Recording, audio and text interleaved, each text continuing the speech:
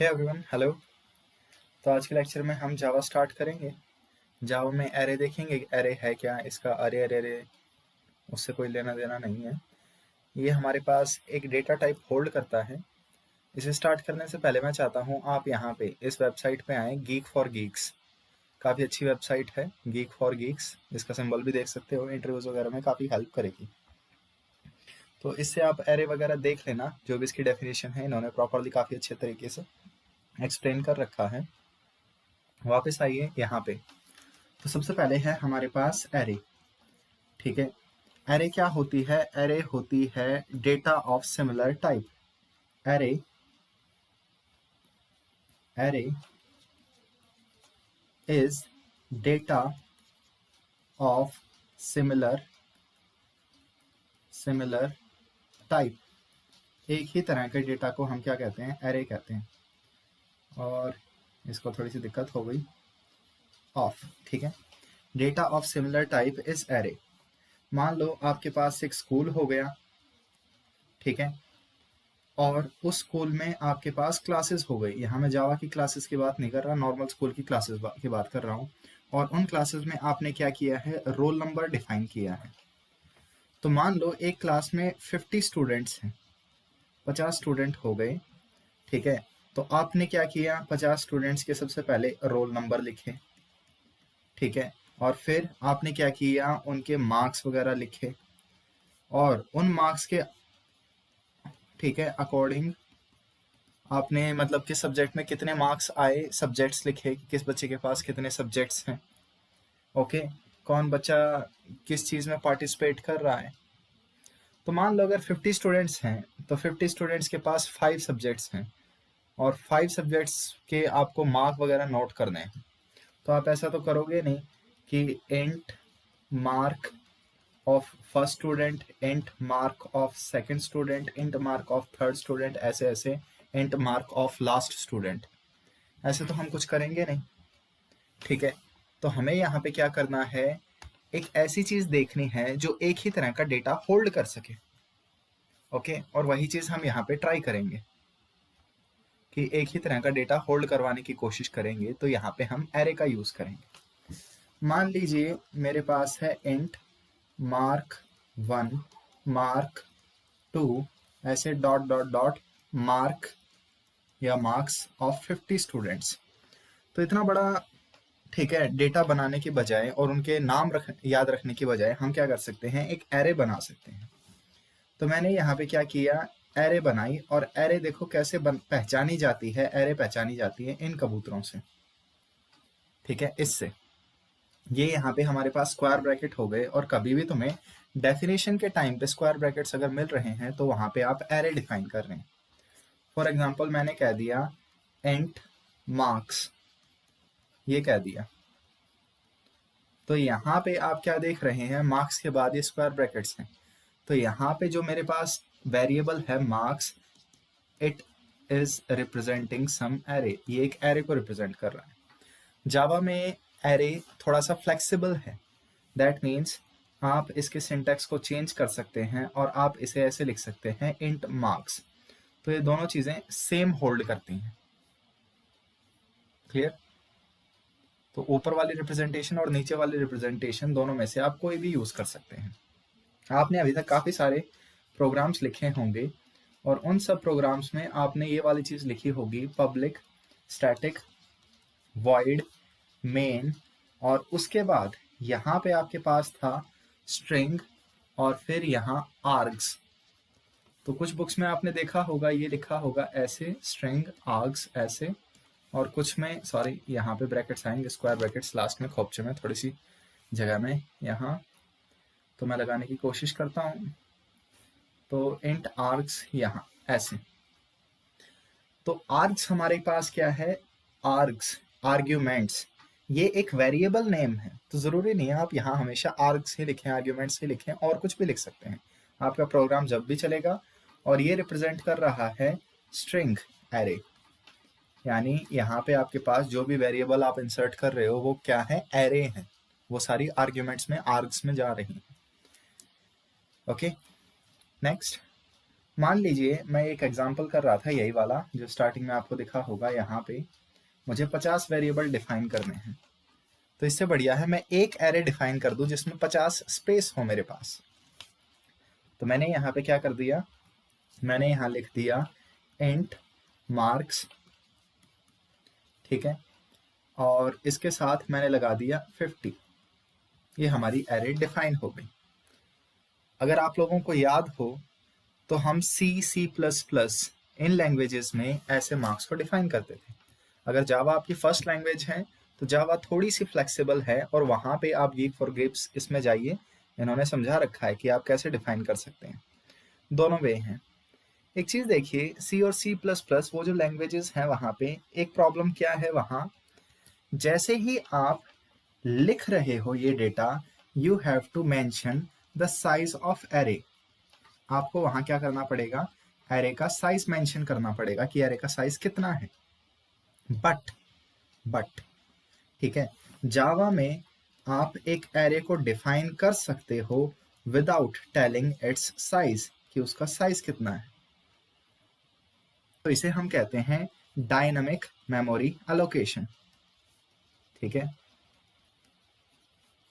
Dynamic memory allocation, यानी हम बाद में डायनामिकली इसे डिफाइन कर सकते हैं कितना साइज आएगा हमारे पास। ये इसकी एक खास बात है, काफी अच्छी बात है ये इसकी, ठीक है। बाकी मान लो मैं एक एग्जांपल यहाँ पे करवा देता हूँ, लेकिन प्लीज इसको जरूर देख लेना। आप अगर किसी भी चीज को फॉलो कर रहे हैं तो ये वाला सिंटैक्स यूज कर लेना, ठीक है। अब उसी क्वेश्चन पे वापस आते हैं। तो मैं यहाँ क्या कहूंगा, एंट मार्क्स यहाँ पे इज इक्वल टू न्यू, और फिर यहाँ पे एंट, और ऐसे मैं डिफाइन कर दूंगा यहाँ साइज, कि मुझे कितना साइज चाहिए एरे का। I will write the size of array, कि एरे का साइज कितना आएगा। थोड़ा सा अजीब लग रहा होगा, काफी अजीब लग रहा होगा। चलो एक एग्जांपल करते हैं, आपको थोड़ा सा समझ में आ जाएगा। एग्जांपल हमारे पास क्या है, मान लीजिए क्या कि मुझे चाहिए 5 वेरिएबल। ये क्या हुआ, ओके, शायद इंटू स्पेस मुझे नहीं करना चाहिए। मान लीजिए मुझे चाहिए 5 वेरिएबल्स, 5 वेरिएबल्स चाहिए, ओके। तो 5 वेरिएबल्स मैं डिफाइन कर रहा हूँ एरे से। तो इंट एक मैंने एरे ले ली ARR is equal to new int, और मैंने उसके साइड में लिख दिया 5। तो जैसे ही मैंने यहाँ पे लिखा, ये वाली टर्म जो मैंने लिखी, इससे क्या हुआ, कंप्यूटर मेमोरी के पास गया, ठीक है। मान लीजिए ये आपके पास कंप्यूटर की मेमोरी है, 0101 ये वाली चीजें जहां लिखी रहती हैं, ठीक है। ये यहाँ पे गया हमारा कर्सर, कंपाइलर यहाँ गया, और मान लो, ठीक है, मान लीजिए ये स्पेसेस यहाँ पे, ये स्पेस, सॉरी थोड़ा सा मैं ट्राई कर रहा हूँ गुस्से को कंट्रोल करने का। मान लो, ठीक है, समहाउ क्या था, ये सारी स्पेसेस फिल्ड थी। आप क्या करते हैं, कभी कोई नई फाइल डाल ली, कभी कोई फाइल रिमूव कर दी, कभी कोई मूवी डाल ली, तो उसकी वजह से आपकी कंप्यूटर की मेमोरी कोई ओपन रहती है, कोई क्लोज रहती है। तो जैसे ही आप क्या करेंगे, अपने मेमोरी में, आपके पास एक मेमोरी है, अपने मेमोरी में आप डिफाइन करेंगे एरे को। तो जितना भी एरे का साइज है, आपका कंपाइलर क्या करेगा, जाके मेमोरी में ढूंढेगा उतनी स्पेस है या नहीं।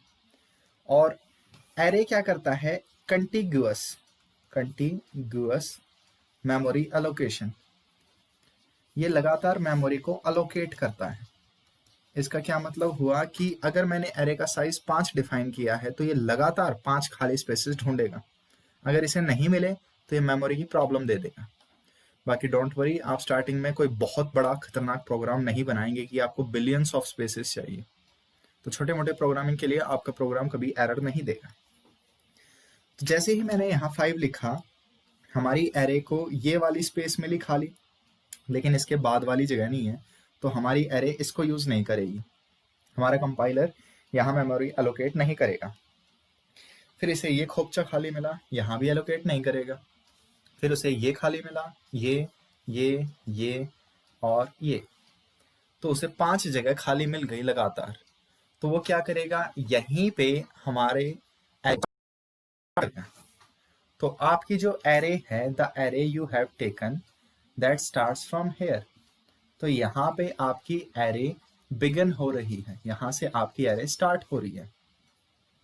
आपकी एरे जहां से भी स्टार्ट होती है उसे हम बोलते हैं इंडेक्स 0।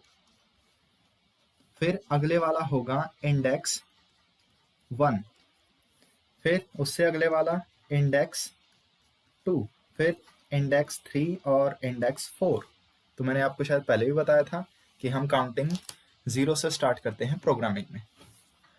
अब मान लीजिए, ठीक है, मेरे पास एक एरे है, तो जो मैं लिख रहा हूँ ये थोड़ा सा आपको अजीब लगेगा और मुझे इसका बिहेवियर काफ़ी अजीब लग रहा है कि वो अपने आप ही क्लोज हो रहा है। शायद कोई बग है यहाँ पे, कोई नहीं, झेल लेंगे। हाँ, मान लीजिए मैंने एक एरे डिफाइन की, इंट एरे, और मैंने उसको साइज दे दिया new is equal to int 5 size दे दिया। अब आप एरे के जो 5 एलिमेंट हैं, ठीक है, यहाँ पे एक एलिमेंट, दूसरा, तीसरा, चौथा, पांचवा, तो इनके मैं इंडेक्सेस लिख रहा हूँ, इंडेक्स लिख रहा हूँ 0 1 2 3 4, ठीक है। 5 तो यहाँ पे नहीं होगा क्योंकि 0 से काउंटिंग स्टार्ट की। और मान लो मैंने इन्हें वैल्यूज भी दे दी, आगे वैल्यू देना भी हम देखेंगे कैसे इन्हें वैल्यू प्रोवाइड करते हैं, बट मैं इन्हें साथ के साथ जैसे ही मैंने एरे को इनिशियलाइज किया वहीं की वहीं मैंने वैल्यूज पुट कर दी। तो पहली वैल्यू मैंने 16 ले ली, दूसरी 32, लास्ट फिर मैंने 100 ले ली, फिर मान लीजिए 1 ले ली, और उसके बाद -18, ये मैंने वैल्यूज ले ली और ये एरे बंद कर दी। तो आप एरे को ऐसे भी इनिशियलाइज कर सकते हैं कि स्टार्ट करते ही उसको वैल्यू अलोकेट कर देना। तो यहाँ पहला डेटा है मेरे पास 16, तो इंडेक्स 0 पे 16 वैल्यू जाएगी, इंडेक्स 1 पे 32, फिर इंडेक्स 2 पे 100, और फिर यहाँ 1 और यहाँ -18, ऐसे वैल्यूज अलोकेट होंगे। मान लीजिए मुझे चाहिए कि यहाँ पे क्या डेटा है इंडेक्स 3 पे, तो मैं system.out.println वो वाली लाइन पुट करूंगा, ठीक है, और मैं हमारे कंपाइलर से कहूंगा जो हमारे पास एरे है उस एरे में मुझे कौन सा एलिमेंट चाहिए जो 3rd नंबर पे है, 3rd इंडेक्स पे है, तो यहाँ मैं 3rd इंडेक्स वाला पुट कर दूंगा, और जैसे ही मैं इसे एग्जीक्यूट करूंगा मेरे पास 1 आ जाएगा। तो काफ़ी सारा मैंने इसमें एक साथ घुसाने की कोशिश की है, थोड़ा सा अजीब लगेगा जो भी मैंने यहाँ पे बोला है डेटा वगैरह, लेकिन कोई बात नहीं, वेट करते हैं। चलो दोबारा स्टार्ट करते हैं, एक बार कोड देख लेते हैं।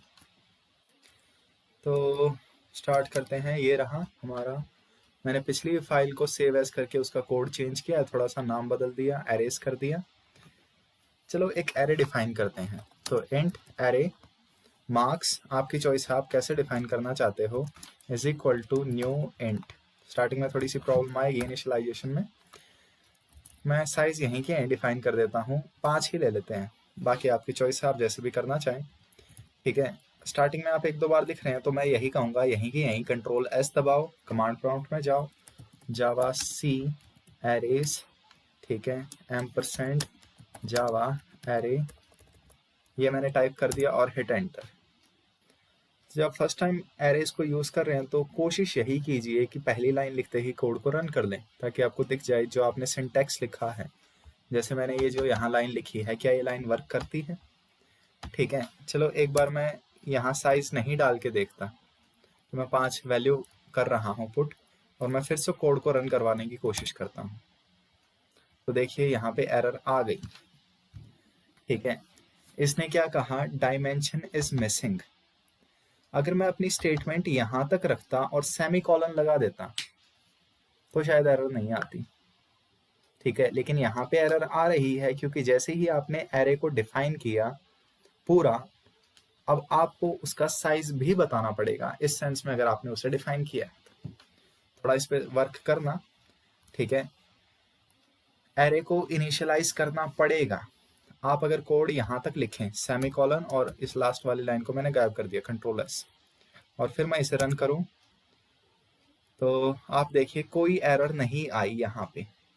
मैंने क्या किया, मैंने कंपाइलर को सिर्फ ये बोला कि मेरे पास एक ARR वेरिएबल है, ARR वेरिएबल है, और ये वेरिएबल क्या होगा, एक एरे होगा।